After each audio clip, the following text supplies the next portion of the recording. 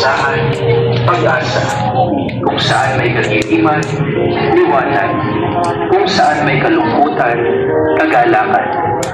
Ito'y aming hiling sa pamamagitan ng aming Panginoong Jesucristo na iyong anak, na nabubuhay at nag-aaring kasama mo, kaisa ng Espiritu Santo, Diyos, magpasawalang hanggan.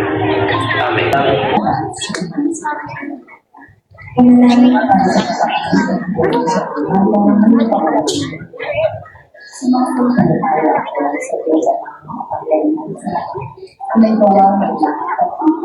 Sumasampalataya ako kay Kristo isang ang nakamagana ang kanyang pagkasyawa sa Espiritu Santo ilahat sa kaniyang iyon na iwakasakit ang sukulado na magpasapos sa kapatid na naot sa kinaroroonan ng alma may puting araw na ilan na pag-ibig ang Diyos sa lahat ang liwanag sa kanyang Diyos ang mga kapatid sa lahat doon mahalawang pag-ibig mo sa mga mga ang pag-ibig sila sa Diyos na galing ang kanyang para sa amin ang kanyang sabihin ang mga sa lupa ko na sila bigyan ko kami na iwan ang may sa at patawarin mo kami sa aming mga sala para nang pagkakatawa namin sa pagkakasala sa amin at huwag mo kami pinagpilit sa puso at lagyan mo kami sa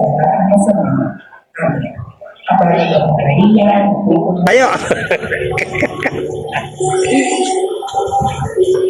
Nasaan sila, Aling Gina?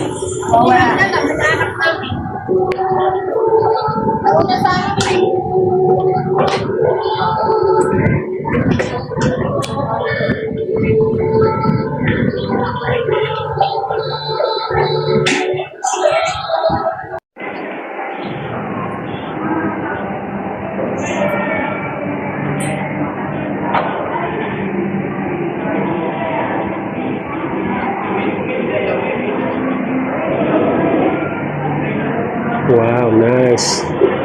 Padre Pio, mga kapilip. Ano?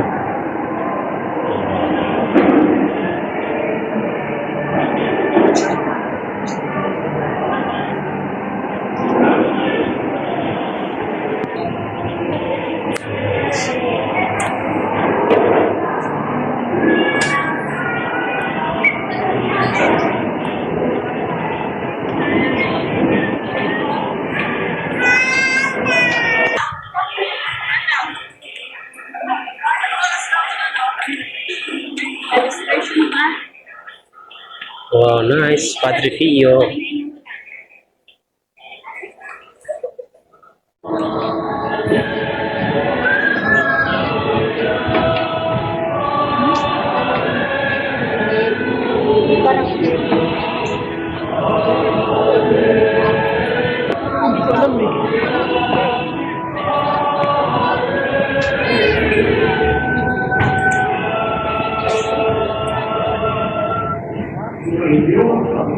At sa iyo, mabuti balita ng Panginoon ayon kay Kristo.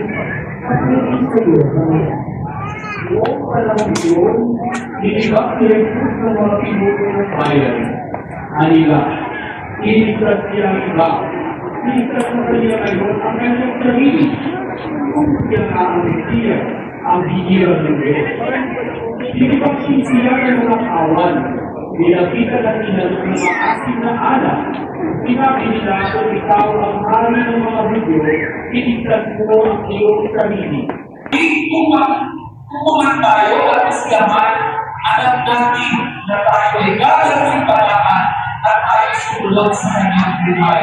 Dahil ang pagkatawa ng tao ay ang kaluwalhatian ng Diyos. Kapag tayo ay buhay na kagaya ni Kristo, iluwalhati ng natin ang Diyos at siya'y nagiging tunay na Diyos sa atin kapag tayo ay sinusunod sa buhay ni Kristo.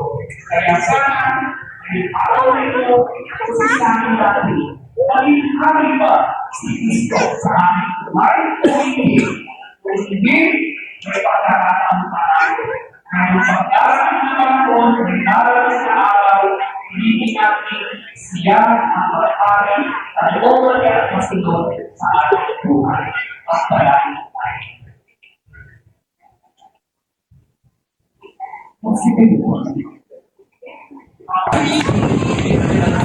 Wow, malakas po yung ambon mga kapilete.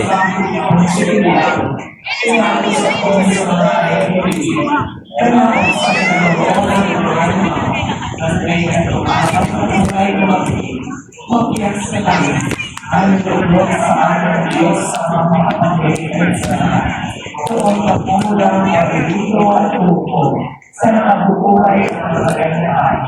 Sumasampalataya ka na po sa Diyos sa Espiritu Santo, sa kapatid na simbahan ng Katolika, sa kasamahan ng mga anak, sa pagkakawalan ng mga kasalanan, sa pagkabuhay ng hindi ng mga kailangan, at sa buhay na walang hanggan. At hindi mo na bilang mag-anak ng Diyos sa liwan ating ng ating mga kailangan sa Panginoon. At sa pagkakailangan sa karapatan at sa ating sarili.